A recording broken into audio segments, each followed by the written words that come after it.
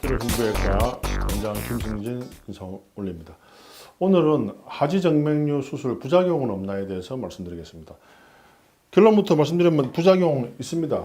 모든 수술에는 부작용이 없는 수술은 없어요. 그거는 뭐 그걸 없다고 하는 사람은 거짓말하는 의사입니다. 그래서 그런 분한테는 가서 수술하면 안 됩니다. 다 솔직하게 이야기해야 되기 때문에. 여러분들이 이렇게 우리가 일상생활에서 제일 많이 먹는 물 있잖아요. 물도 많이 먹으면 좋습니다. 물 중독이라고 있어요. 예. 그 땅콩도 먹으면 알레르기 해가 사망하는 경우 있고, 뭐 벌꿀도 그렇고, 뭐 저는 저 같은 경우는 복숭아 알레르기가 있는데, 모든 것은 이 독과 또 복이 있는 거예요. 이제 역시 화지정맥류 수술 부작용이 있을 수가 있죠. 그래서 이제 옛날에 지금은 이제 세계 약해서 권하지 않는데 이제 근본 수술이라고 있잖아요. 칼로 째서 이제 안에 드러내는 건데 이건 당연히 부작용이 뭐 칼로 째니까 뭐 출혈 또 뭐 신경 손상 그래서 이제 요거는 요즘 학회에서는 이제 권고하지 않고 있죠. 그 다음에 이제 있는 수술이 레이저 수술인데 이 레이저 수술은 이제 제일 이제 위험한 게 이게 열로 하는 거기 때문에 이 혈관 주위에 신경이 바로 이제 있기 때문에 이 열 손상이 있을 수가 있죠. 근데 이제 또 이게 두려워가지고 열을 너무 짧게 약하게 하면은 또 재발률이 확 올라가 있죠. 그래서 그게 이제 그 중간을 잘 맞춰야 돼요. 그래서 또 이제 요걸 손상을 막기 위해서 이게 단면도인데 이 혈관임은 요게 신경이라고 칩시다. 아, 신경은 빨간 걸로 표시해야 되겠네. 이제 신경이라고 칩시다. 빨간 거.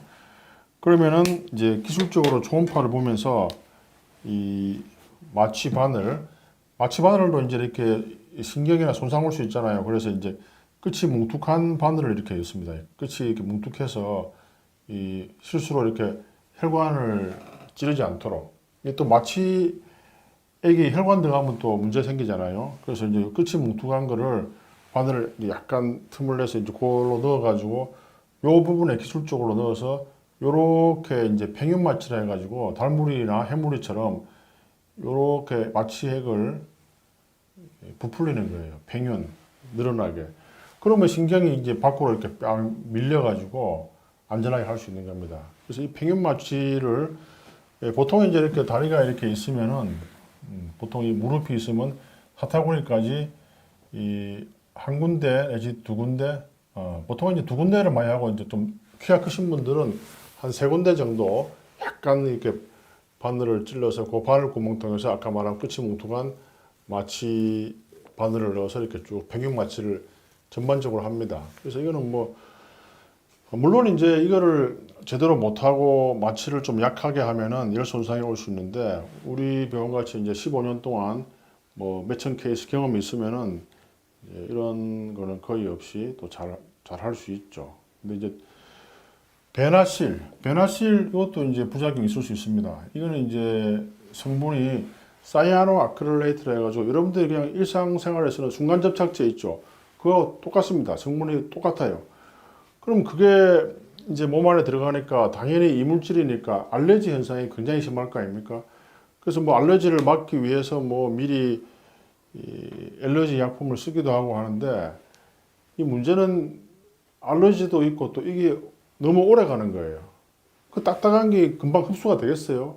그래서 심지어 미국에서는 이 베나실 의료사고만 전담하는 무슨 변호사 협회 비슷한 게 생겼다고 제가 들었고요.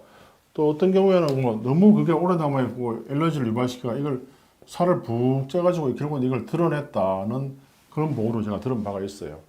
그게 이제 저는 뭐 그런 점 때문에 레이저 이런 거는 그냥 자연적으로 흡수가 되거든요. 그래서 이런 문제 때문에 별로 저는 물론 저도 옛날에 수술을 해봤는데 이런 알레르기 현상과 체내에 너무 오래 남아있는 것 때문에 저는 그렇게 별로 그렇게 좋은 수술이라고는 생각을 안 해요. 저는 이게 외과 의사니까 경험을 해보고 뭐 이렇게 주장할 수 있는 겁니다. 이건 저 개인적인 의견이기 때문에 여기에 대해서 뭐 명예훼손이라고 뭐 이렇게 할 수는 없겠죠. 뭐 일단 모든 수술 방법에 대해서는 개인적인 의견을 수술 의사가 할 수 있는 거니까요. 또 하나 이제 클라리베인이라는 수술이 있는데 이거는 이 기계로 혈관 내벽에 이제 기계적 손상을 줘가지고 마지막에 이제 1% 정도의 경화제를 주입하는 건데, 그냥 다른 방송에서도 한번 이야기를 했지만은 이 수술은 이 1% 자체가 또 경화제가 상당히 농도가 좀 독하기 때문에 피부에 막 수포 현상도 생기고요. 수술 성공률이 그렇게 높지 않더라고요. 그래서 뭐 이런 수술은 또 뭐 이런 경화제의 수포 현상 또 여러 가지 또 문제 때문에 별로 그렇게 좋은 수술은 아니라고 생각하고, 역시 그 맨 처음에 나온 게 이제 근본 몇백 년 된 수술이고, 그 다음에 나온 게 이제 레이저가 지금까지 제일 검증이 많이 돼 있어요.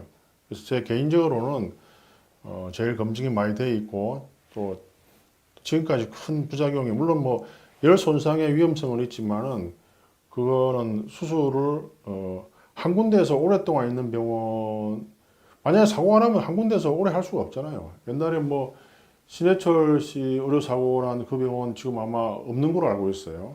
그래서 뭐 그런 걸 좀 잘, 다른 거 의사의 기술, 의사의 실력 같은 걸 사실 우리 일반 환자분들이 알 수 있는 건 불가능하지만은, 한 군데에서 큰 문제 없이 오랫동안 영위한다는 것은 그 병원을 믿어도 된다 생각합니다. 물론 이제 좀 잘 하다가 다른 군데로 이제 확장 이전을 할 수 있겠죠. 이런 경우를 제외하고는 뭐 저희 병원도 이제 요번에 한 2년 뒤에 이제 확장 이전할 것 같은데 그런 경우 외에는 한 군데에서 오래 하는 그런 믿어도 되지 않을까, 저는 뭐 그런 생각이 듭니다. 그래서 오늘은 여기까지 하겠습니다. 예, 감사합니다.